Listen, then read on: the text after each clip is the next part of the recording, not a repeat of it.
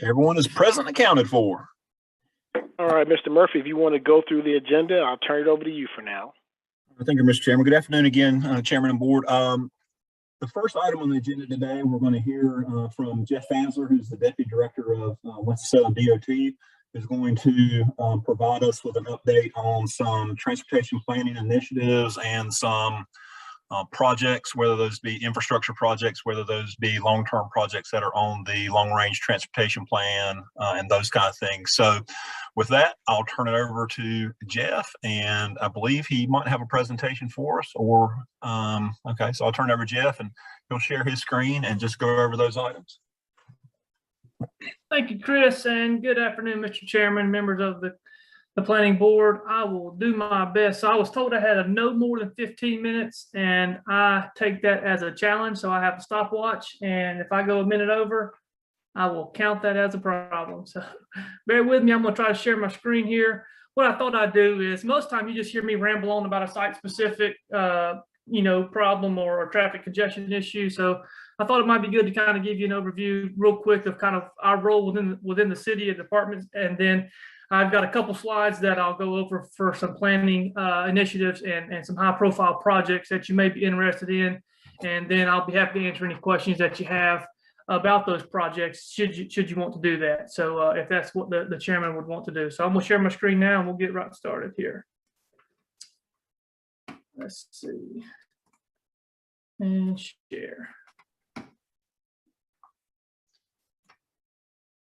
I think I might be sharing the wrong screen. 1 second. We'll try one more time.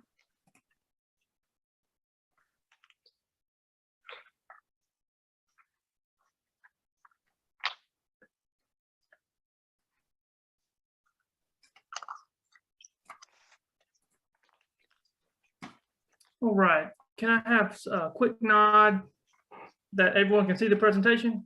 Yes. Excellent. Yes, sir. All right. So what I'll do is just quickly, as I mentioned, go over kind of our roles in the department and within the city, and then we'll get into some other stuff. So real briefly, I'm going to make a mistake here. Let's go to presentation mode. So I want to just go kind of over our department real quick and how it fits within the city. Again, we are basically comprised of 3 main sections: planning division. We have a transportation kind of maintenance and operations division, and then we have a transportation operation that is kind of over our parking and street lighting operations. And so I'll speak briefly on those 3 elements as we work through the presentation. Our department is comprised of 63 positions. It's hard to believe that, but we do have a lot of personnel that from the maintenance side that make up those demographics. A $34 million budget. You can see mostly WISTA is the big player there, and our obligations there with our public transportation. So I wanted to mention that because a lot of our site plan review, it may not be known to this body, but we do involve WISTA quite a bit. We often alter bus stops and bus routes, and they are a major player in our site plan review. Even though a lot of times those comments don't come up in our meetings, they are a big player in our site plan review internally.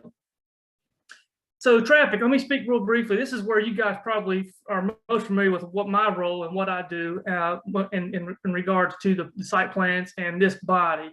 But there are 3 kind of major elements to traffic within our department. Traffic safety is one, traffic calming, and then of course traffic operations.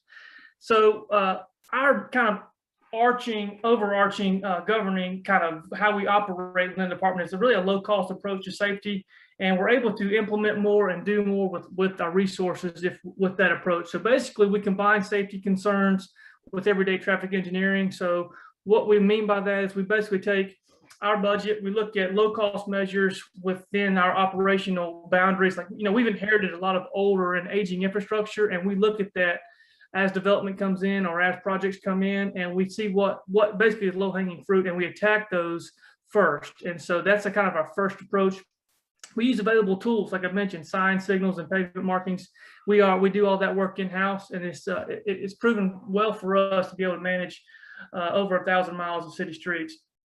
And then we basically do a lot of prioritization with our funding capacities. We prioritize projects and needs, and we implement projects based on that priority list. And essentially, a lot of times those lists are generated by crashes or are driven by certain needs as development trends in certain areas.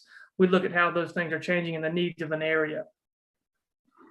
So I mentioned this often comes into play, and this is an element that you may or may not be aware of. Oftentimes at the planning board meeting, we get the traffic concerns, right? You know, you're bringing in a 300 units subdivision, and obviously there's the traffic that a 300 unit subdivision would bring.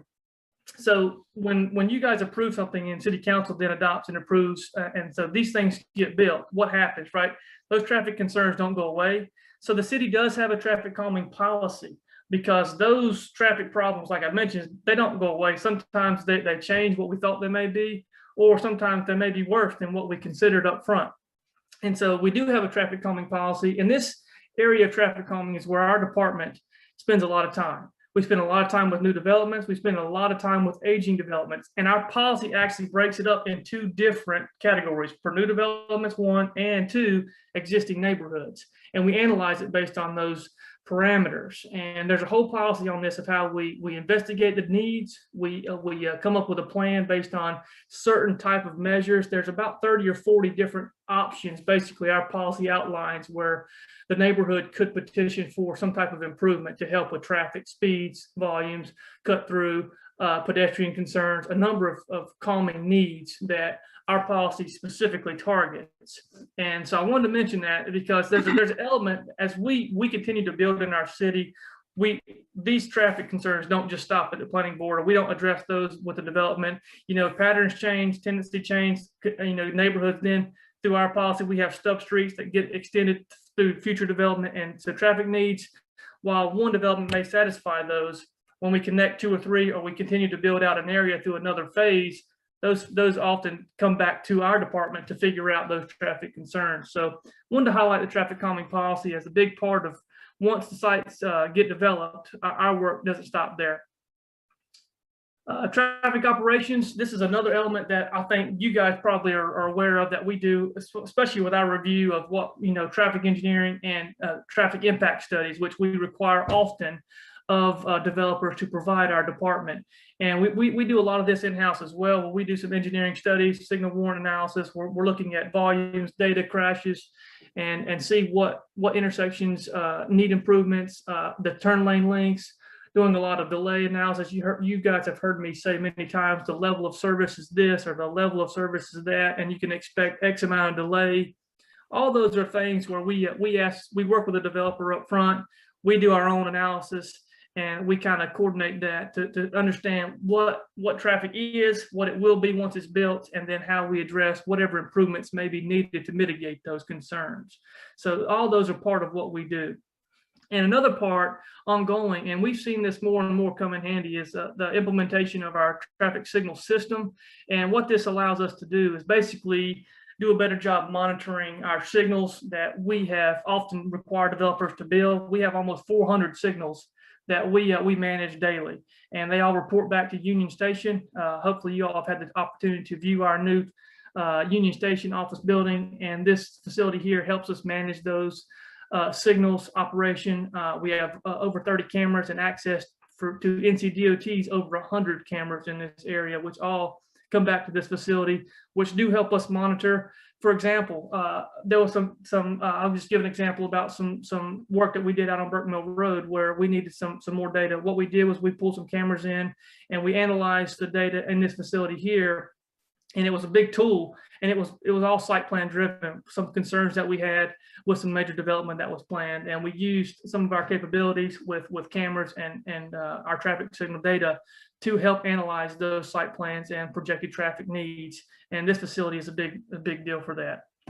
One other thing I wanted to mention, kind of that, you know, we spend a lot of time in trip generation, and this is where you guys hear me say this X amount of trips for this site. And basically, we have a computer program. It's just a chart here. Basically, we take a sample. So, for example, if let's say it's a single family site plan or subdivision that's coming in, we take those numbers, and there's nationwide studies done to get those trip generations numbered. The ITE International Transportation Engineers, they kind of govern that nationwide studies and basically report, and they do studies for different types of uses. So it could be residential, commercial, retail, and they report the different trip generations of these varying sites.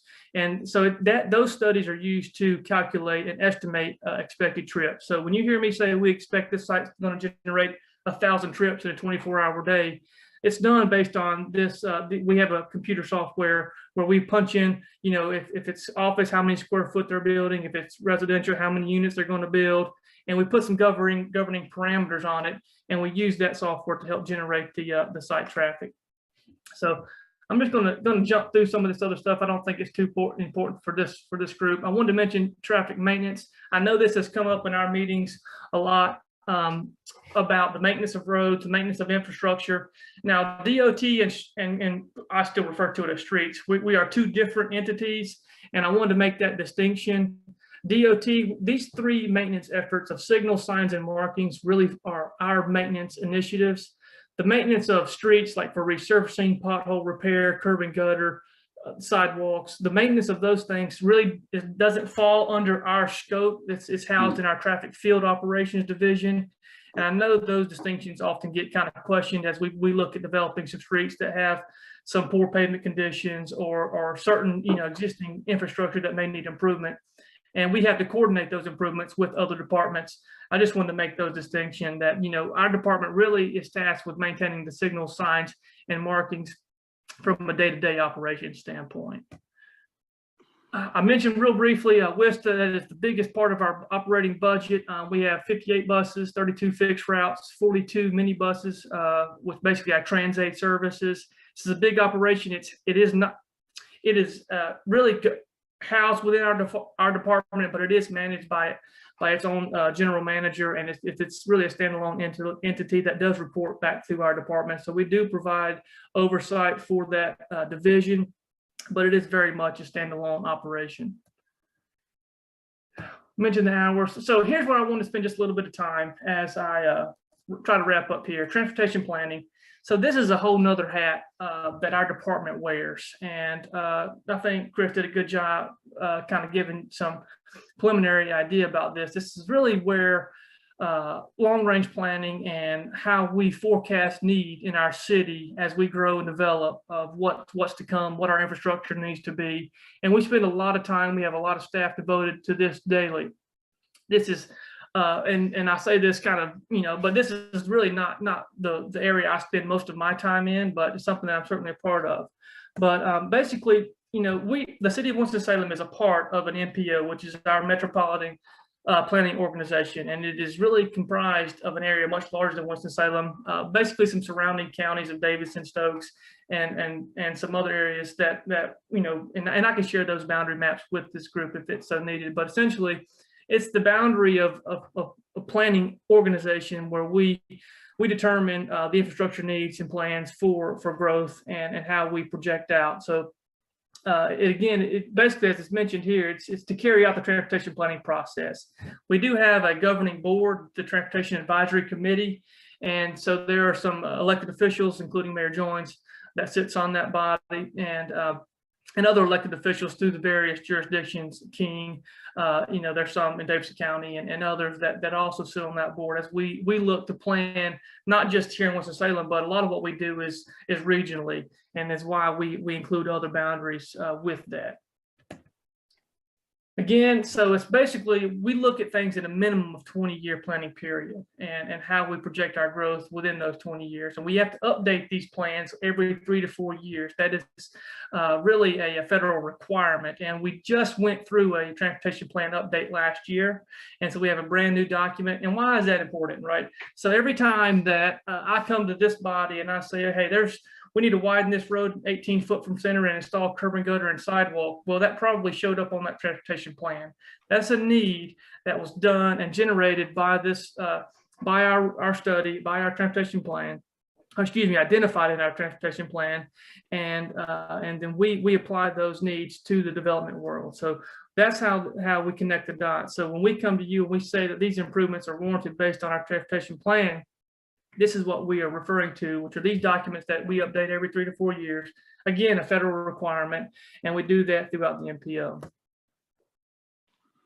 Just a couple other, a couple of other things I want to mention. We do a lot of, I mentioned the project recommendations and statements. So basically it's identifying needs, problem corridors where we have infrastructure needs, not only for roadway, like for example, widening, which that list is long of where we need some capacity improvements, but we also do a lot with bike and pedestrian needs. So we have specific categories within that plan that basically highlight bicycle and pedestrian. We even have a rail and transit categories as well to identify those needs as well. Real briefly, so there's just some obvious funding sources that we have and we get from local level, state, and the federal level, and we use all these different funding sources for certain projects. So when we have projects, now a lot of these projects that we're referring to are big projects, right? They're not something that we pass on to the developer. We often coordinate these improvements with the development world, but a lot of these projects are much larger scale, and they do require assistance, financial assistance from the federal government or from the state government. And so we have different funding sources that we apply for, use, get grants for, and we apply those funds to these projects. Just real briefly, not only do we have our comprehensive transportation plan, we do a lot of other plans within our department, a lot. And this list here can be found on our website. We can get copies of it for the group. Just to highlight a couple, I mentioned the comprehensive bicycle master plan, which was just updated last year as well, adopted by City Council. It identifies our bicycle infrastructure needs, and a lot of projects are generated from that. The downtown streetscape master plan, another document that we just recently completed and was adopted by City Council. It highlights a lot of the downtown needs. It includes the streetscapes. It includes a lot of the sidewalk, curb width, curb usage for different parking and on-street curb usage type demands, and street lighting, and a number of other things for the downtown area, and just a number of other studies as you can see here.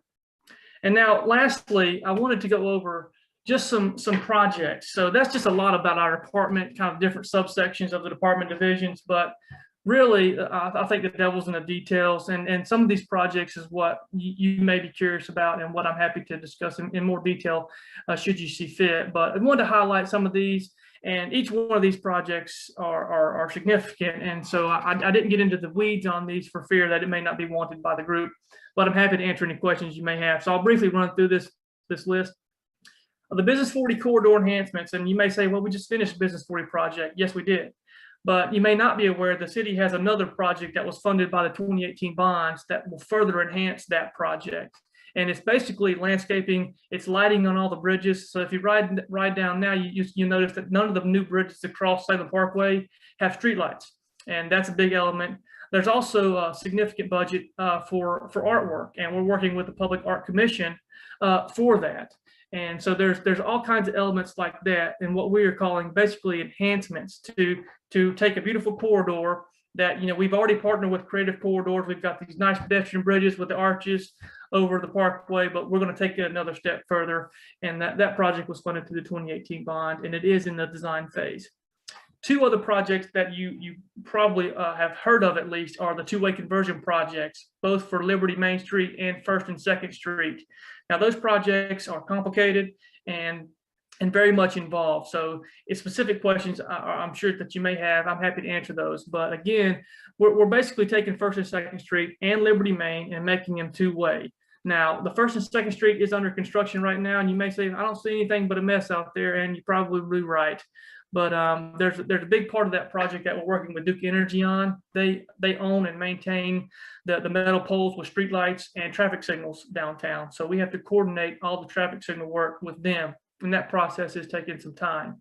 But Liberty Main Street is next on the list. It is in design phase and wrapping up design now. We're looking to go out to bid for that work later this year, so we can complete that as we complete 1st and 2nd Street. The Old Salem Infrastructure Improvement Project, that project is 98% complete. We went through, we redid all the infrastructure in Old Salem, water, sewer, stormwater, new sidewalks. We redid the street lighting infrastructure, and then we resurfaced everything. And we are nearing completion on that project. And then I'm sure you all are aware on the western end of town of the Meadowlark Drive widening and multi-use path project. That is a city project that is housed by our engineering department. Winston-Salem DOT certainly has a lot of involvement with that from a number of perspectives and reasons with traffic and a lot of the development coordination that goes on as we continue to develop out there on Meadowlark Drive. And then the bus shelter installation project. So that's actually a fairly large project where we are installing close to 100 new bus shelters and providing nice accommodations at our existing bus infrastructure. And so one thing that we try to do with site plan is coordinate these with new development where we may be requiring sidewalk or we have bus stops that are already in place on a street that the development may be coming in on. And we'll try to coordinate this project at an existing stop where we could have the developer help us with some accommodations for like some concrete pad infrastructure or maybe some right-of-way dedication that we may need to allow for the new shelter to go in. So we do coordinate that with the development as it comes in. And then real briefly, the bicycle and pedestrian improvements, we have a really, I think city council's been pretty clear on their multimodal stance, and we're really pushing some pedestrian improvement projects. I won't go through these one by one, but a lot of sidewalk projects on Side Street Parkway, University and Coliseum. Well, and let me be clear, these aren't just sidewalk projects, there's other elements as well. We have some sidewalk specific projects that I'll highlight real briefly in just a moment. But one thing I wanted to highlight are these bottom two are multi-use path and our strollway rehabilitation and improvements project. Both of those are multi-use paths that connect a big area within our downtown. And so the multi-use path, and I've got a slide on that. I'll save that one just for a moment. But the strollway really is a two-phase project. We just completed some rehabilitation on the strollway, which is just adjacent to Old Salem Road there outside of Old Salem, where we had done some bridge replacement, some resurfacing. We went through and redid all the kiosks, repainted the street lights, and just overhauled that. But phase two will extend some improvements south into the Gateway community around connecting the strollway to the Greenway and really making some needed connections. It also will have a connection over to Happy Hill Park over there off of Alder Street in the South Ward. So there's a lot of phase two, which is under design, will complement phase one, which we just completed, which is basically resurfacing the strollway. And phase two really enhances the improvements that we made. So I wanted to make that distinction. And next, the multi-use path, and the graphic here is pretty terrible, and I apologize for that, but it's such a long project, it's kind of hard to get it there. But basically, the multi-use path will be a pedestrian connection. It'll vary from 10 foot to 14 foot wide, completely separated facility that will basically connect Baptist Hospital there at Laughlin Street all the way to the strollway, the new strollway bridge that was just put over Salem Parkway. So it'll be done in two phases. Phase one has been designed. Our consultant's wrapping up the design documents and packaging up the bid documents. It'll actually go out to bid late spring, early summer for phase one. And what I mean by that, phase one is what we call the eastern section. It's basically from the strollway to 4th Street. We'll say 4th Street, just to the west of the ballpark. That's what we call phase one, or our eastern section. And that project will go out to bid again, late spring, early summer. And it was originally intended to be included as part of the Business 40 project, but a lot of complications with that, with coordinating with NCDOT and some of their funding restrictions. We had to separate that, and we're actually going to manage and construct that project internally with our Winston-Salem DOT managed project.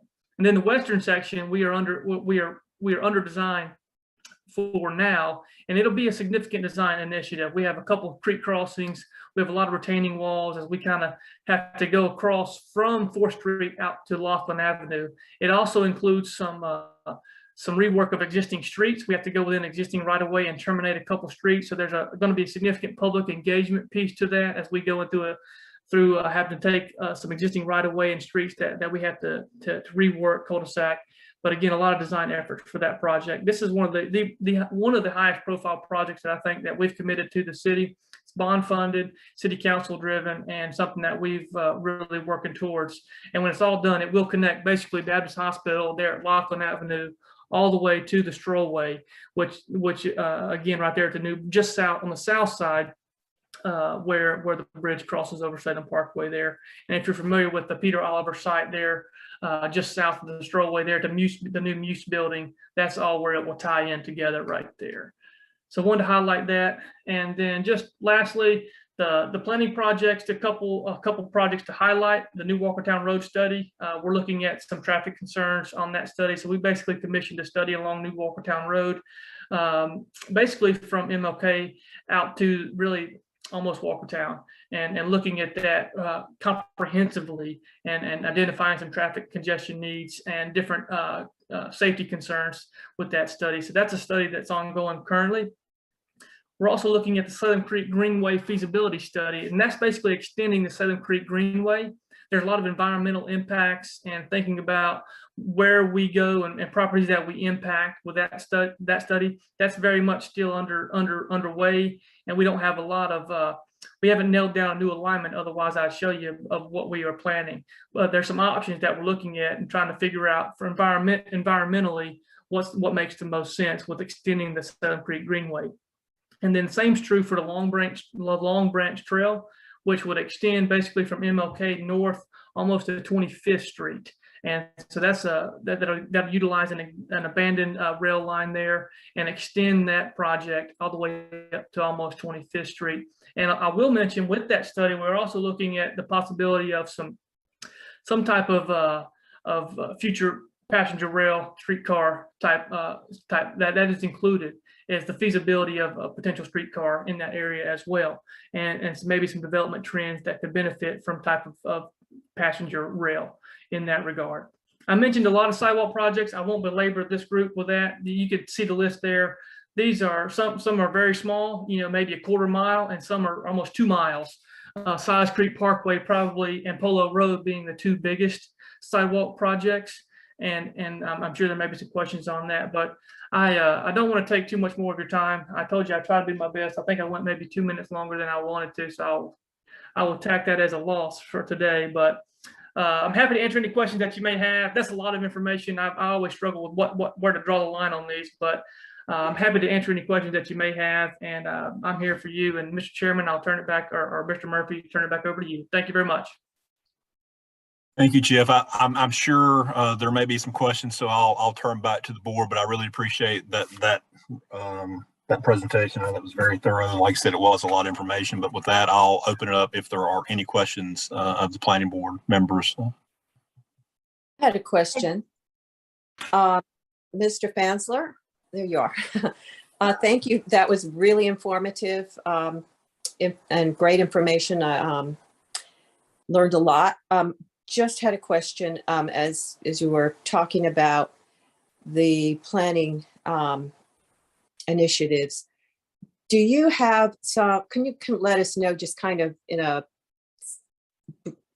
basic kind of way, what some of the areas of concern are in the city with regard to capacity, areas that you have identified as based on development pattern or the roadway configuration are kind of bottlenecks in the city? Sure, I'm happy to. I'll take a brief stab at that. So we kind of look at that in reference to delay, and so capacity and delay they go hand in hand. And where we've seen the most delay, I mean, there's a lot of obvious answers to that, like the intersection of Haynes Mall and Stratford is an obvious, but some of the other maybe less obvious are a couple areas on Burke Mill Road. We have some challenges because the interconnectivity is not great. We have a lot of dead ends off of Burke Mill Road. A couple others are actually on the north end of town around the Bethania Station and some of the intersection capacity needs at certain times of day in that area. Also, thinking about just demographically, actually some of the areas that feed, and we learned a lot. And if you asked me this question 2 years ago before COVID, I would say differently. But 2 years ago, we had a lot of issues on MLK and some of the areas that MLK crosses some other really major side streets like 311 at the T intersection, and so out New Walkertown Road is one that we actually are studying now because of some of those congestion needs. So there's another area. And then Peters Creek Parkway at certain times of day has some level of concern. But again, that list is long, and we have identified quite a bit of need. And really, I mean, there's a lot. I mean, Peace Haven Road is another one.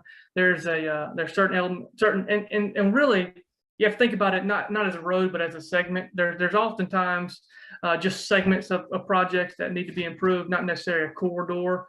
So to answer that, it's really specific to an area, and then within that area, segments of certain roads where we've identified those needs, and we kind of code projects to address those segments, and not really. That's why you have a start of a project and the end of a project, because those needs don't go from end to end. So it's really those problems exist all over the place, and it just depends on where you're at.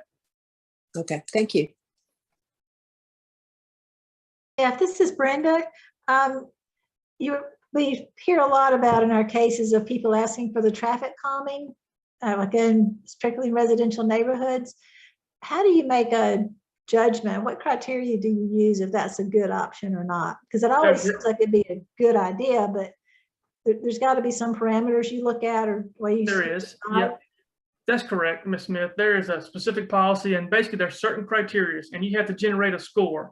So for example, number of cars. So we look at the counts. They get a certain score if there's no sidewalks and pedestrians have to walk in the street. There's all types of parameters where we actually look at the corridor or the road and we score it. And basically, if it scores well enough, they qualify for traffic calming. So when they request traffic calming, they have to submit a petition to our department. If we receive a petition, we do that study. Basically, we have to go through, we analyze the corridor based on speeds, volume, accidents, if there's presence of sidewalk, there's a whole list of criteria, and we rank that street. If it ranks high enough, then it qualifies for traffic calming. And then we would go through the traffic calming process, which includes coming up with a plan based on what they would want: speed cushion, some type of chicane or divergence or traffic circle, or there's a number of other options that they could choose. We would develop the plan. They would have to vote on it. They would have to get 70% approval. And then it would go before city council for adoption. And then we would build it. Jeff, if I could, if you would just elaborate on that, aren't there a number of projects that are already in the queue that there isn't funding for? There are so many in the queue, and I think everyone has been sitting at home for the last 2 years, just waiting to count somebody speeding on their street. But yeah, we have quite a bit. I won't give you a specific number, but it's almost to the point where it's not manageable because of what we are getting from those requests for traffic calming. It's dozens. Is there an application fee? Good question, and the answer is no. There is no application fee. All we do require is that they have to be united, meaning they have to get a minimum of 7 signatures in their neighborhood. So they have to do some groundwork to make sure there's enough skin in the game, and then submit that petition. In addition to that, if we move forward and we present a plan, there then has to be 70% approval in the boundary we identify, where we will then push it forward to city council. So we have to make sure there's enough skin in the game to move it forward. Now, when you say get the number, do you define the streets that they're looking at to get the 70%? Yep. So that's where the calming devices would go, just within whatever is defined? That's exactly right. So that's exactly right. When they submit a petition, they create a task force. That task force is who we work with at the department. And so we ask that task force identify the boundary. And if it's an HOA, their boundary may be pretty clear. Or if it's just a certain street that they want looked at, we have to help them. We help them identify that boundary. What we don't want is someone that has no affiliation, having a vote for something that they're not involved with. And so we do look at that pretty carefully. It is unique per each neighborhood, depending on how the road network is set up, and the boundaries could be weird. But we do present that to the task force, which is who we are charged to work with, that's representing the neighborhood, and we identify those boundaries so we're clear, and we keep the same boundaries to the whole voting process, to the planning process, and that's what's presented to city council. All right, thank you. Mm-hmm. Jeff, this really isn't planning related, I don't guess, but I was interested to hear you talk about kind of what you guys can do and look at from Union Station. When you have a situation like the Weaver fertilizer plant fire, how much capability do y'all have from there to reroute, resignal, change things around, or do you have to have people on the ground doing that? So great question, Mr. Groves. The answer to that is both. So we did assist from that. We actually sent some camera footage. We turned some cameras around from Winston Tower and was able to capture some of the smoke plumes and some of the way the winds were blowing that around. So we did provide that information, which I thought was helpful. In addition, we also have to do a lot of groundwork we assisted a lot with ground, actually closing the roads, setting up some physical barriers. We did a lot of that. The nature of that one was unique, and really wasn't a whole lot from the signal side, where we had to change signal timing and do a lot of what that room is designed for. But we did a lot with our surveillance that I think was helpful, and then also a lot from the maintenance side. We actually had to physically close the roads. We put boots on the ground to help facilitate that. So that was really how we were involved. Thank you. Mr. Fansler, I may have missed it in the org chart. Who does your department answer to? So we answer to the Director of Public Works, Assistant City Manager Aaron King. Okay. So we work with Aaron. Now, there've been several times when we've looked at projects and traffic did make a difference, and the area and speeds and things like that.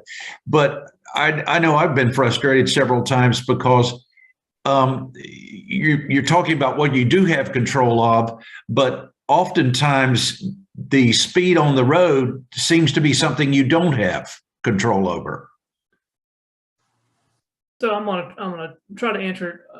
Are you, Mr. Bryan? Are you basically saying the speed of what commuters are doing and their actual speed? No, I'm the speed limit. The speed limit. Well, speed limit is a city council action, right? So requests for speed limit changes, we do that analysis.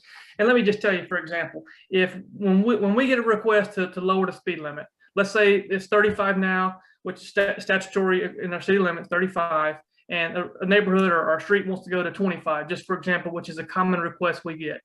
We go collect speed data. We have equipment we put on the street that captures how fast folks are really going. And Mr. Bryan, I can just tell you, if that data comes back and they're traveling higher than 35 today, we can slap a sign out there, and tomorrow they're not going to go any less than they're going right now. And what we've done is just create an enforcement problem.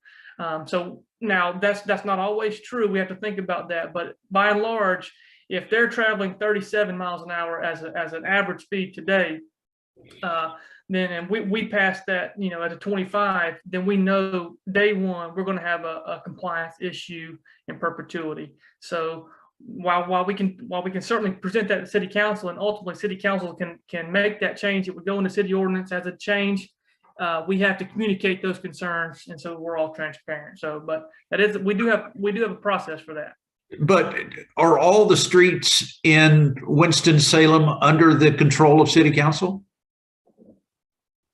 No, just city streets. Just what? City streets. So it's not. But are there streets going through the city that are not city streets?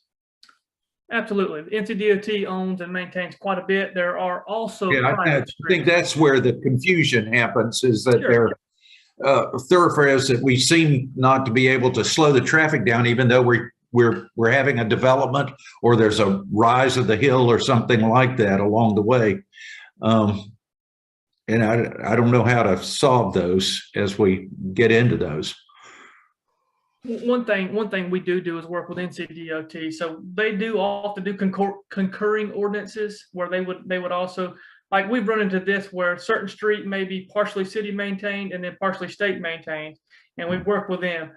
Main Street just south of downtown is that way. Portions of it are city maintained and then portions of it are state maintained. So just something to consider. We do have to deal with that, but it does add another challenge, no doubt. Yeah. Thank you. Question.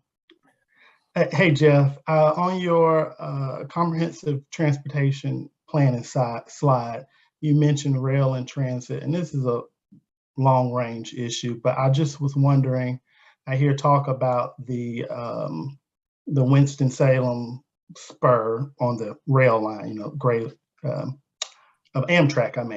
I was just wondering if there were any updates, or where does that stand right now? That's a good question. I don't have an answer for you on that, Mr. Farabee. I know our director has had conversations about that, but that's elementary in where we are as far as those planning stages. I don't have a good update for you. I'm sorry. Okay, just wondering. Jack, you're muted. Good afternoon, Mr. Fancer. Thank you for your intellect and your time. I've always been wanting to ask this question relative to the gradation of level of service. Since it seems to follow an A, B, C, D kind of report card grading system, does the city from thoroughfare to thoroughfare or on whatever basis have any desired required minimum level of service as a standard? So good question. And I think the answer to that is no. But what we do That's what it appears. What we do is use that transportation plan to and then we take those level services and we identify the project needs. So there are certain levels that we don't consider acceptable, and that's where we prioritize projects. So we use it as a tool for project development and how we determine needs for enhancements. So it's really a tool, not really a standard threshold. Okay. Are there any other questions? All right. Thank you, everyone. Thank you, Jeff. That was very good. I really appreciate you being willing to come out and talk to the planning board. Again, this is just another part of our efforts to try to make sure that we provide as much information as is possible to the planning board, so that whenever you're doing your job and now analyzing things, or you have questions, kind of some of the purpose and rationale behind some of the decisions that are made by other departments outside of ours. So again, thank you, Jeff. I appreciate it. Thank you, Mr. Fansler. Mr. Chairman. No problem. Thank you very much. Thank you, Mr. Chairman. The next three items will be the Steve Smotherman Show, and it's always great to have someone on your staff who loves digging into the numbers and is an advocate for kind of tracking our progress on different development related trends. And this is one of Steve's forte, along with being commonly known as General Industrial for his strong stance on industrial development. So with that, I'm going to turn it over to him. And the first item that he will go over is the fourth quarter development dashboard, which actually takes a look back at all of 2021, and that's tracking our permit values and permit data for the calendar year 2021. And with that, I'll turn it over to Steve. Okay, thank you. Hope everyone is doing well. This has been mostly a rainy day, but thank you, board members, for allowing me to talk about this. 2021 set a record for permit value issuance. It increased for the first time. We went over $1 billion, which is about 400 million over the next highest value. Most of the values have been between for the annual permit values have been usually around 650 or 700 million, but this time we went to 1.1 billion.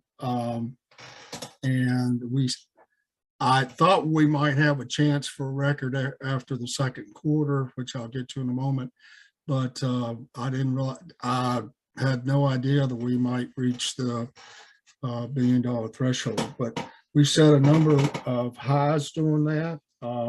This year we had a high for the number of single family residential new units that were permitted with 1,471.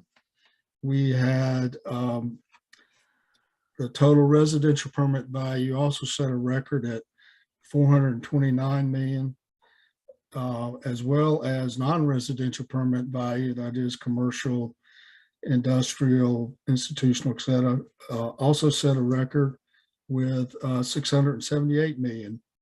And then total Non-residential square footage also set a record at 2.4 million. And that part of that's because we had the Forsyth County Courthouse plus the beverage manufacturer in Wahlberg Road had huge buildings. So in addition, we set a record for redevelopment as well, square footage. As I mentioned, the second quarter set a record for quarterly value, permit value with 390. Most of the time, the permit values for a quarter are usually around 175 million. But what made for this record year is that had not the second quarter set the record, the third or the fourth quarter would have. The third quarter was 265 million and the fourth quarter was 295 million. So we had a very strong year. I hope you have your handout with you. If you could look at the donut chart, which is in the lower right of the dashboard, the two highest land use categories as far as values were single family residential and institutional. The permit, and if you notice, if you look at the donut chart and look at the chart on the upper left, you'll notice that the values for single family and multifamily are different. That's because the donut includes repairs and additions and alterations to residential units, whereas normally we focus primarily on just new units. So that's why the values differ a little bit. Actually, we instead of 1.1 billion, we had 1.78 billion in permit values if you include the repairs and alterations to residential properties. Amy, if you'd go to the second page, at the table at the top of that page, the highest permitted value was for the Forsyth County Courthouse at 113 million. 6 of the top 10 projects were institutional that everybody worries about because institutional uses many times do not generate the tax revenues. However, there were 2 multifamily projects, Whitaker Park Lofts, which is wonderful, and the Artro, which is in Industry Hill, just north of downtown, were permitted this year. And then I'm gonna call it our dog, but the beverage can company finally got permits for their large development on Wahlberg Road, which I'm sure all of you remember from either rezoning or site plan amendments for that project. I also want to mention though that there's one industrial use, which is Garner Foods at 19.3 million, spec building, Unicross Business Park, with a permit value of 16.8 million, and a multifamily development in Kernersville, Weldon Park at 15.3 million. They were just outside the top 10. So we did have a banner year. Looking at the map, you can see that, well, I hope you can see that 7 of the top 10 developments are close to either in the downtown or very close to the downtown area. And those are the main things. If anybody had any specific questions, I'll try to answer that about the dashboard. Steve, we've heard a lot about the weak market with office, and then we've heard about or we've experienced what has happened to retail over the past couple of years. What are your charts showing you in comparison to previous years about office and retail? I mean, give me some kind of perspective. Is it going up? Is it going down? Is it lackadaisical? It kind of fluctuates from year. I don't know the answer off the top of my head. I do have percentages by what were office and commercial stuff, and they vary from year, but I don't think they changed drastically. So you know, what you see commercial and office are 92 and 72 million. So I don't know what that percentage is, but if you took that percentage, I don't think it changes all that drastically from year to year. It Well, will occasionally. I want to be able to know when it has changed. Is it when we're seeing the improvements again in those sectors? And you may be able to come back to me and tell me offline what I might be looking for in these dashboards that would indicate something like that. Okay. And I'll say one of the things that more than likely, that's probably something that we will definitely analyze. You know, that's not a specific thing that we have looked at specifically as a result of COVID and kind of the flight from the office and the rise of e-commerce. But I would imagine as we ramp up to go into the comp plan, moving into, you know, again, that's still kind of fluid based on COVID, based on the director's position, because again, we don't want to be moving ahead, you know, until, you know, we have a director in place who can kind of, you know, work to set the tone as far as, you know, the kind of some of the thought process behind that. But as we do that, I would imagine that's one of the things that we will look at analyzing, because again, I think that's going to be a key component of the comprehensive plan, because we do have, you know, in the comprehensive plan and certainly in the respective area plans, lots of areas identified for commercial and office. And, you know, if the numbers bear out that there is going to be an excess in the market of those type of facilities, then we're going to need to rethink our recommendations as we move into the comp plan and future area plan. So I think that's something that we probably will analyze moving forward. But I don't know that we have a direct answer today, but I'm sure that Steve probably could go back and pull some numbers to kind of give a rough picture. But I think that's something we will analyze moving forward. Chris, Yes, I can. Steve, I can. Real quick. This is Clarence. Can I interrupt you for just a second? There's a lot of information that's not in the public domain just yet, but you know, you can count, just sort of addressing what you're talking about, George. You know, BB&T's vacated a 250,000 square foot building downtown. They vacated over 100,000 feet at is it their Renolda Business Park out close right at the front entrance to Wake Forest. I know Jack probably knows about a lot of others, and there are things that can't be talked about right now because they're not in the public domain again, but there are, it's multiples of that in terms of downsizings and things like that. So it's, you know, it's substantial, it's significant. So it's, and I don't know how, other than talking to brokers and property owners and things like that, I don't know how planning really gets its arms around what the magnitude of the situation is. You know, it's not really been a part of the planning process. So anyway. We can certainly analyze permit data, but we can't analyze vacancies because we don't have that type of information. The project's already built, so we wouldn't know. I mean, besides compiling stuff out of the news, we wouldn't know of those vacancies.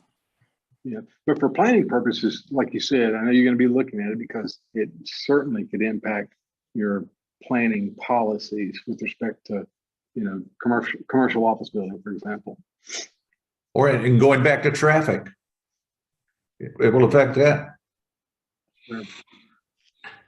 I'll hop in and say that there are some private sources that are available to brokers and brokerage companies that I will look into providing you access to, that on a quarterly basis we'll speak in a whole lot more detail about vacancy and occupancy rates and lease rates and so forth for office, retail, industrial, each of those sorts of uses in Winston-Salem and Forsyth County, if you'd be interested in having access to that data.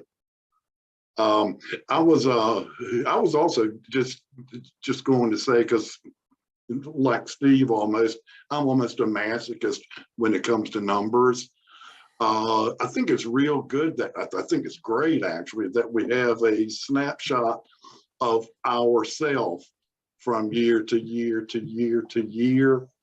And here comes my masochism. At some point in time, post-COVID, back to full capacity, would we have the in-house ability to not compare ourselves to ourselves, but to compare ourselves annually to the same levels of activity in peer cities? So we see how we compare on a larger scale rather than just on a timeline.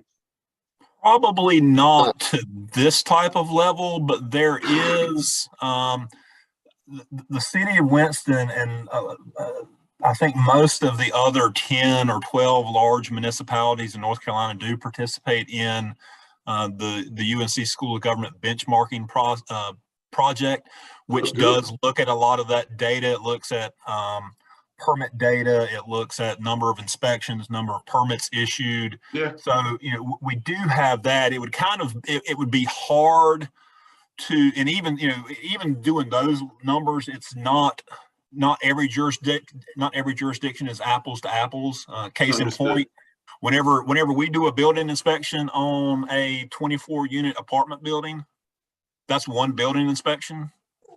Greensboro, that's 24 building inspections. So it really depends on how you do the numbers.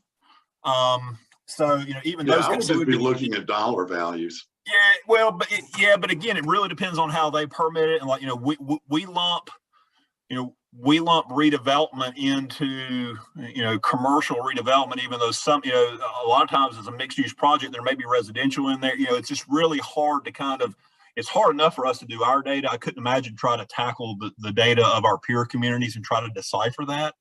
But I think there probably are there probably is some data out there that we could get to kind of show you where we are versus our peers, and some things that would indicate volume of work and those kind of things. And again, they may have some permit value data in there, but I'm not 100% sure. Okay, good. Thank you. I'd love to learn more. Appreciate it. Yes, I'll just add. Stephen, I just have one question, Stephen. With the 1,471 new single-family residential units, do we break it down to location or by ward, or is there any way to get that deep into that? I mean, we have addresses for where all the permits have been issued. Okay. I don't have the wherewithal to do that. It could be done, but you'd have to get our IT folks to add a category that would be ward. Steve, this is Kirk, Mr. Chairman. If we could just go back and have Amy share the map on the back page of the handout, I think we can kind of walk through that visually. While it may not have ward lines on there, I think that you can clearly see kind of Renolda Road is generally the dividing line between the North Ward and the Northwest Ward. You can see that kind of concentration of those yellow dots there. The smaller dots are the more affordably priced homes. The bigger yellow dots are kind of the more expensive single family homes. So really the Northwest and the West wards probably had the most concentration. That's the area that Amy's pointing to with the cursor. The South ward, certainly going down Highway 150, Peters Creek Parkway, and the suburban areas such as Clemens and Louisville. As you're kind of going around clockwise, you can see the North Ward, which is kind of between Renolda and University, for lack of a better distinction. There was some residential activity, certainly kind of out more towards Bethania, but there was a lot of institutional and other types of development. And then when you look at kind of the Northeast and East wards, those are generally less development intensity, although there was a pretty good clip in the East Ward by Union Cross Road out towards the Kernersville jurisdiction. And similarly, the Southeast Ward along 109 Thomasville Road, there was some good activity there. But just to summarize it for you, clearly the Northwest and West wards were the winners in terms of sheer numbers and permit values. That actually answered my question. Now that we blew it up, I can actually see 52 as well. So thank you. That answered my question. Are there any other questions on this item before we move on to Steve's next report, which is the Forsyth County Development Trends report? Do you want me to follow up on Mr. Bryan's question? I can generate for the past 3 or 4 or 5 years what the percentage of permit value, or either permit value, percentage of permit value was for office and commercial, office and I'll call retail, but if you're interested in that. I mean, the dollar amount, yeah, to see trends would be what I would be interested in. Okay. What I think you find is there may be occasionally it's a small change, but they stay fairly, I think you'll find they stay fairly standard. But yeah, I can go back 4 or 5 years and do an annual for each year and give you the value and what percent of the total it was. Thank you. I can get that to you next week sometime. Thank you much. All right. The next item is item 3, which is the 2020-2021 Forsyth County Development Trends Report. This is looking at development data over the last 2 years as contrasted to permit data. This is where we're looking at, subdivisions and, the acreages associated with different types of development versus permit data. So with that, I'll turn it over to Steve again. Okay. Amy, can you blow that first page up a little bit? I'm not going to talk solely about the highlights on that page. There you go. Thank you. I'm going to talk real quickly about what's in the text box, but I'm going to go on to talk more about some numbers for this particular board, not just everybody in the county. The main thing to remember for this whole report, just about everything we measured in 2021 as far as planning boards exceeded 2020 by 40% or a little bit greater. And that would include the number of single family lots, which I'm giving county totals here in the text, 2569. Last year we approved 1,780. The number of multifamily units went up again by at least 40%, 1848 to 1321. Unfortunately, also the acreage of residential development both went up. And I think part of that may be due to the number of lots, but also starting to see site plans. A lot of the good land in this county where there's municipal services, I won't say it's all been developed, but a good bit of it. I'm starting to see larger areas of floodplains and need for stormwater retention ponds and that type of thing in these plans. So that may have something to do with the acreage going up. Again, the non-residential development square footage in 2021 was significantly higher than in 2020, about 1 million versus 338,000. And then the number of rezoning cases for Forsyth County went up from 53 last year to 80. I'm going to give you some specific numbers for our planning board. The number of items that you entertained and considered this year increased by 25 from 59 items in 2020 to 84 items this year, or in 2021 last year, which was a 40% increase. The number of lots in our jurisdiction increased by over 600 from 1373 in 2020 to 2012 and 2021, which is, excuse me, 1,202 in 2021, which is an 88% increase. And then the number of acres in all residential development approved by your body increased by 351 acres from 854 in 2020 to 1,205 last year, which is also a 41% increase. The square footage of non-residential projects increased for our board increased from 194,000 square feet to 902,000 square feet. But again, when you see the real high numbers, that usually means there was a large industrial use in it, and those two numbers included the 600 to 700,000 square foot building that's being built on Wahlberg Road. If you exclude the industrial uses, you've been approving between 100 and 300,000 square feet, 100,000 to 300,000 in office, commercial, and institutional projects in the past 3 years. I'm trying to do as many years for the trends as possible. So we're doing I've done 3 years instead of 2. 3 years may be the limit that we can get a reasonable graphic chart done, but if I can get 4 years in all the way up to 5, we'll try to do that in the future, but we'll just have to see. Commercial zoning, if you look at the chart in the bottom right, the donut chart again, commercial zonings are traditionally the most frequently requested district, and usually results between 40 and 50% of the requests, followed by single family districts and requests for multifamily districts, and they range from 15 to 20% each year. Amy, if you go to the second page,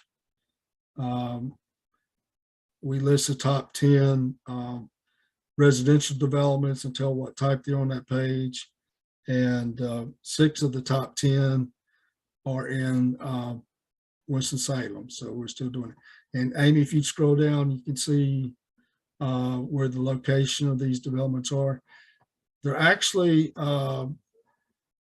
like numbers 2, 3, and 8. They're a little more brought in towards the center city than last year's was definitely, if you looked at that map, was scattered around the periphery of the county, but have come in a little bit closer this time.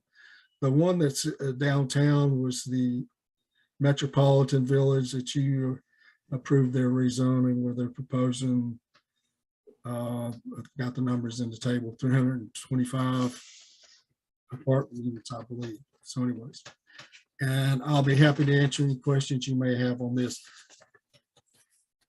This is an idea to see what's in the pipeline that may be coming forth, that you may ultimately see in development, reflected in the development dashboard. Hey, Steve. I have 2 questions. The first one is, I was just wondering, what were the mixed use in 2021? I'm trying to think what projects would have been considered mixed use. We consider it mixed use if it's single family along with multifamily. So that's what we consider.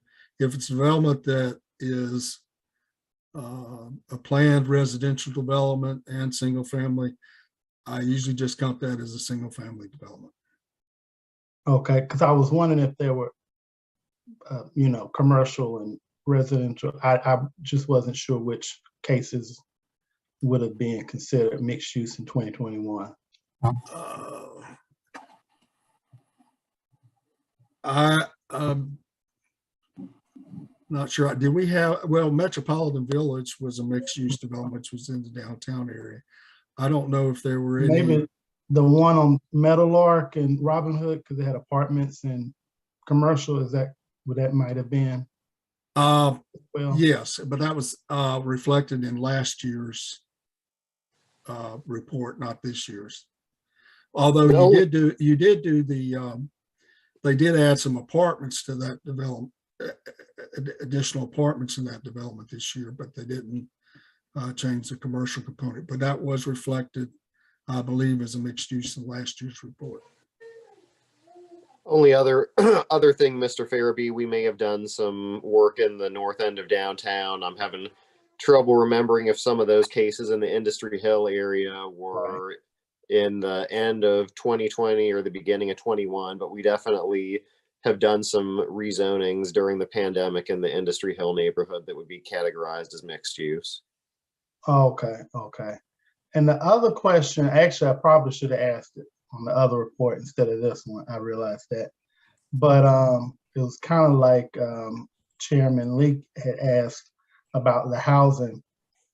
I think it would be interesting just to know the housing that's considered the affordable versus the higher end, just because I think now all these subdivisions coming in, you're starting to see more middle income housing and whatnot. But it seemed like a couple of years ago, the only houses that were being built were like $500,000 houses. But I would be interested to know the small bubbles versus the big bubbles on the residential, just for comparison sakes. Mr. Farabee, one thing just to kind of consider with this chart or this handout versus what Steve was presenting on the last slide, obviously with the development dashboard, that's based on actual permit value. So we know what the actual materials costs and things of that nature are.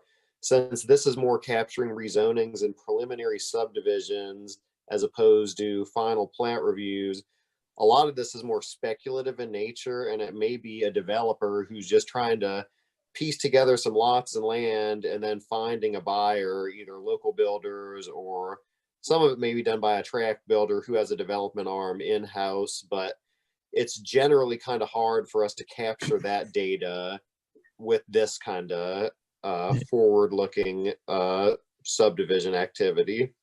Yeah, that's why I was thinking I probably should have asked at the other report. But your point is absolutely well taken in terms of the trends report, and that may be something that we could kind of look at. Usually for the second quarter, the trends report we put out in April, we try and look at a unique metric that kind of highlights a trend. Maybe what we can do is analyze residential price points and or geographic distribution of those. So that's really a great idea for us to consider moving forward. Yeah, I think that would be very useful just to know where it's been built and the values and if it's really meeting the needs of, the average citizen. There's a lot of factors that go into that, though, in terms of land costs, the actual development costs, permitting and fees costs that have gone up a lot. So if you're going to look at try and track affordable housing, I think we need to look at sort of track all of those factors.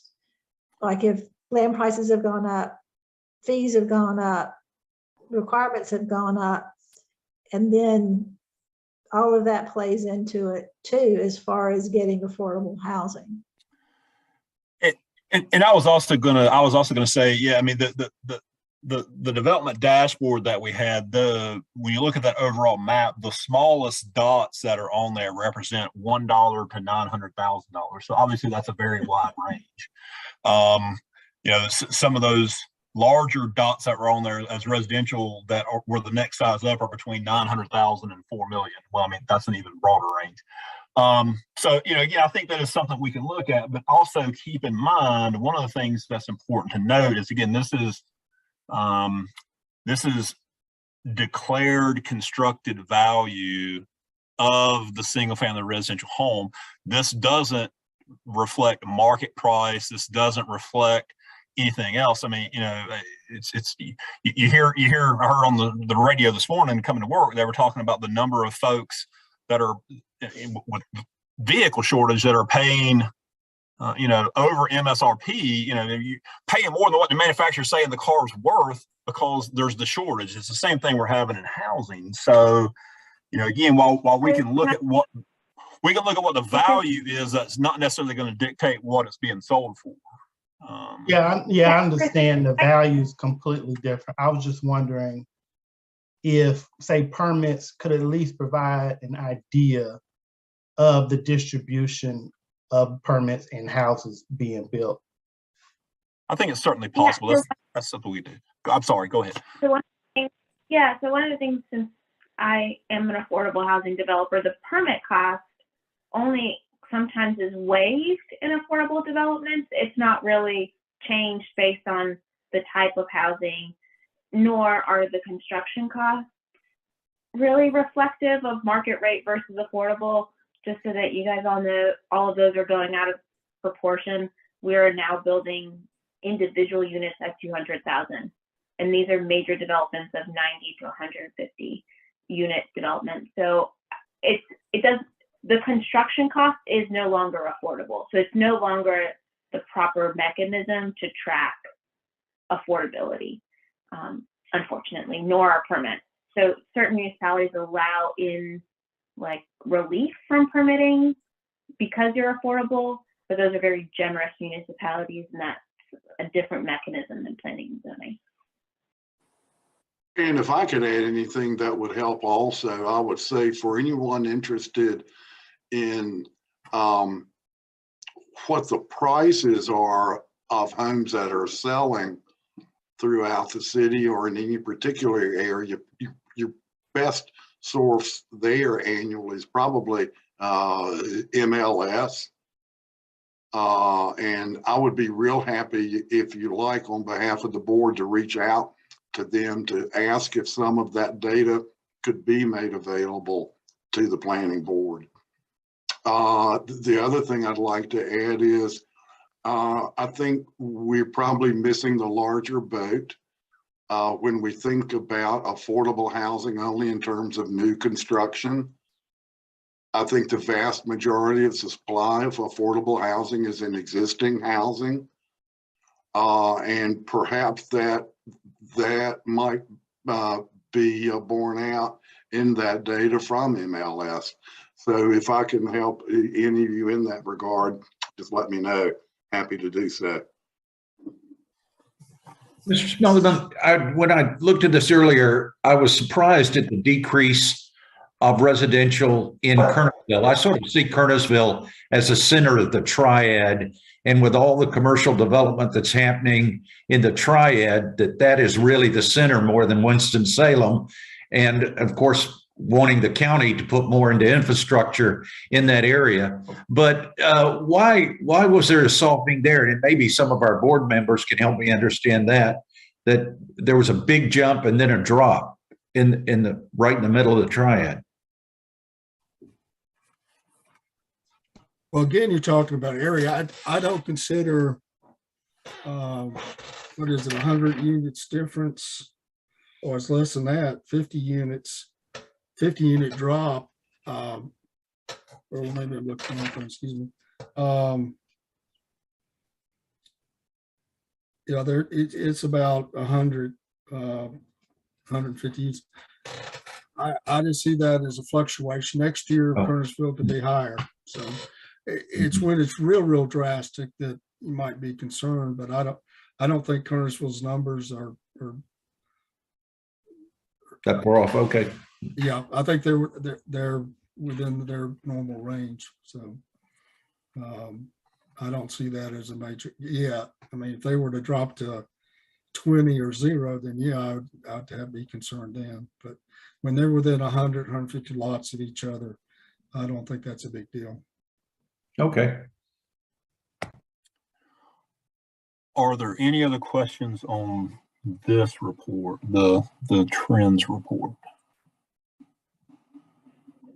All right, well, if not, we'll turn to item 4, which is the downtown investment report, where also we'll hear from Steve. He just looks at the amount of investment in downtown and some of what that investment is and the unit numbers. So with that, again, I'll turn it over to Steve. Okay. The numbers aren't that drastically different. I think all of you can count the numbers on the page and see the investment for this particular year. But one of the points I wanted to make with this was that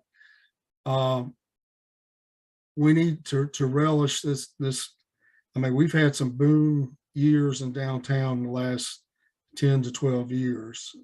And so we may be coming to a point where there's nowhere to go but down just a little bit. So we'll see what happens. I could be totally wrong. But if you notice, this year's number is 1.82 billion over the last 10 years. Last year was 1.77 billion. I will mention that of that, that's about a $40-some million increase. Part of that is due to the additional permits issued in 2021.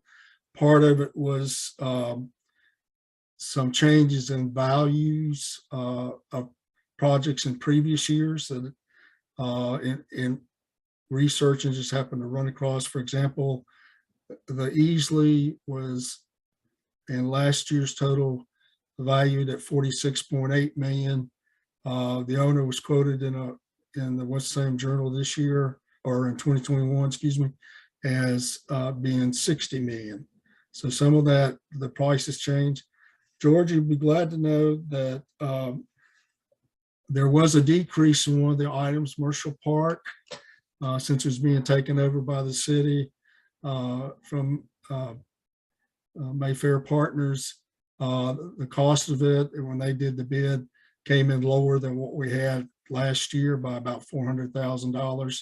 So that revised figure has been put in. So some of these changes in numbers are not always due to purely what happened in the latest year. But part of that increase was due to the 28 or 29 million that was permitted this year. And some of that was due to increase in the value of 2 or 3 projects. The Caladium project downtown increased by 3 million because they said they were able to increase their private funding by 3 million. So it's things like that. Also, we put in this year, which was done earlier, the cost of the Creative Corridors project, which was about total, there were 5 projects, but 17.5 million for all 5. So the projects that fell out from 2011 amounted to about 16 million. And then the enhancement and increased values increased, it was about 17 million. So that was about a wash. And then the actual increase this year was due to the 29 million in new activity, plus the 17.5 million from Creative Corridors. So that's why you have about that, whatever it is, $45 million increase in values due to that. This is a rolling 10-year analysis, correct? Yeah, correct. And so I just wanted to make sure that you're aware of that. This gives a breakdown by the categories we set up: residential, institutional, public. Residential was about 300 million. Institutional public is 354. Health and technology went up fairly high by 13 million because that reflects, for those you know, the Inmar is relocating from the Innovation Quarter to 1 West 4th Street. So that most of that $13 million increase was costs associated with that.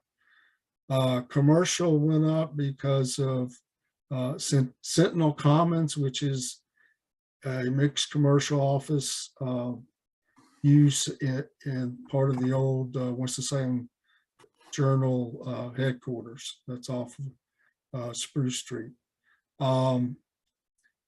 Office went up primarily because of upfits to 101 North Cherry Street. And then I think the arts entertainment didn't change much. The multiple uses pretty similar to last year as well. And then the infrastructure went up because of the Creative Corridors project. So So that's how it totals up. Now, I want to mention, again, we need to relish this 1.82 billion investment over 10 years because there are signs that it may start to drop. First is this year is the first year that I included, there are no figures of any new announced projects. All the projects that were added this year were from building permits. In the past, we usually, like for the Forsyth County Courthouse, they announced what the value of that was going, anticipated value of that back in 2017 at 120 million. They just this year got to actually issuing the building permit. When the building permit value is 113 million, and when it's that close to their announced value, I got a feeling their total investment once they get finished will exceed the 120 million initially. The other thing is that annual downtown investment has dropped since 2018 from 318 million in 2018 to 200 million in 2019 to 66 million last year to 29 million this year. So you can see it start to drop. And also projects falling out of this 10-year cycle will only be 9 million next year. So I expect we will maintain this high value or see it go a little bit up, but it will increase to 209 million falling out in 2024. Part of that's due to you're starting to see some of the initial investments in the innovation quarter will be falling out, but 209 will be taken out for 2023 and 185 million will be taken out for 2024. So, and I can't necessarily say that that's a bad thing. It just, we've had some boom years and it may need a little time for the market to recover. As always, I've added for the last 5 years, the top projects. And this year I mentioned Enmore relocation upfits to 1 West 4th Street, 101 North Cherry did 6 million in office upfit, and then 3 million for Sentinel Commons on North Marshall Street. So that pretty much tells it, and I'll be happy to, we'll try to answer, see if we can eventually answer whatever questions you may have. Are there any questions, Steve, on this report? One of the things I think that is important to remember, and Steve did bring it up, and again, we're going to, barring other large projects coming in, which hopefully we'll have some, but whenever you have such a large amount of development and redevelopment in downtown over a 20-year period of time, you're going to reach a limit where you're going to reach a point where you're going to start going down because there aren't a lot of large projects to redevelop. But hopefully, the work that has been done downtown, the work that Greater Winston-Salem Inc. continues to do, that the Downtown Partnership does, that our staff does, that the folks that work and live and own property downtown do, will hopefully continue to have a positive effect and create some additional improvements and development. But again, at some point you're going to reach the level where you're going to have a decrease in investment just because you've already redeveloped. At least for a period of time. I think there'll be a recovery period, and then who knows after that.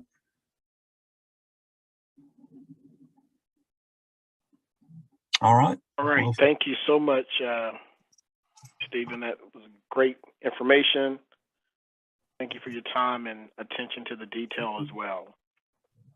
With that, we'll go into item 5, the debriefing from our public hearing meeting on February the 10th. Is there anything to discuss there?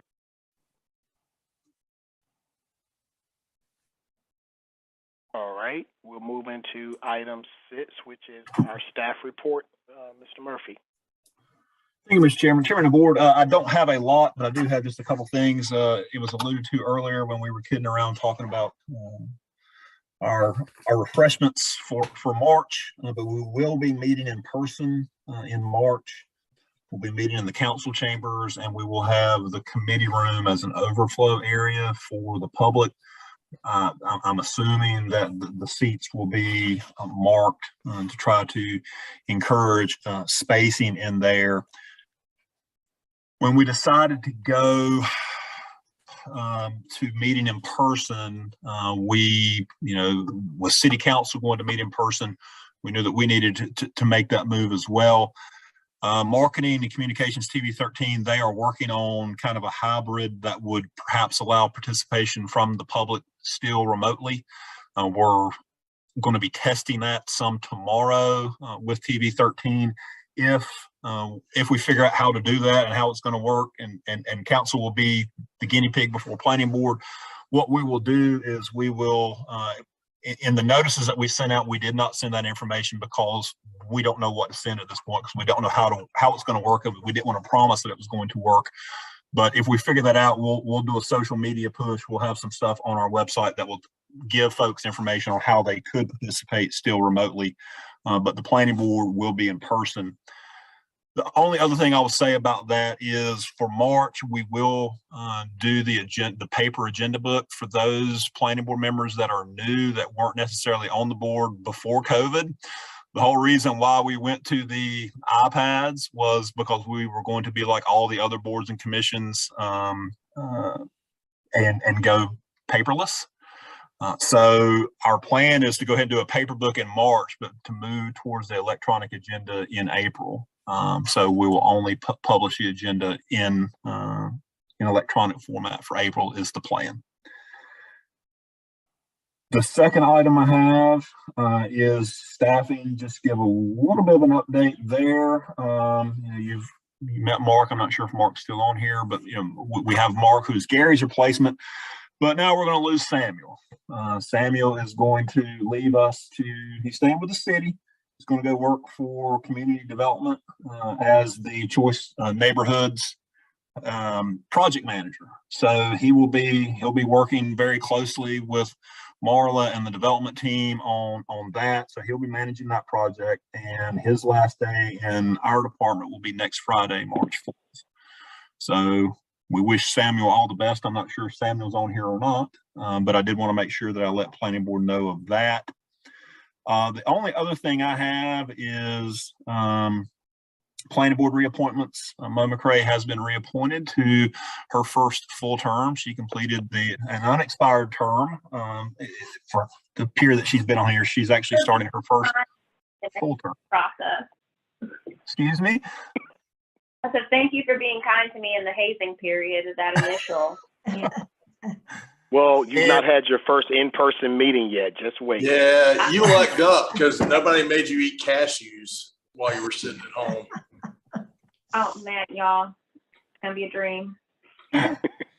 And the other thing I have is Melinda's replacement has not been appointed. So Melinda will continue to serve on the planning board until her appointment is appointed. I'm not sure even where that stands, but I just want to make sure that everyone understands that we're not losing Melinda after today. So she'll be with us until her appointment is replaced.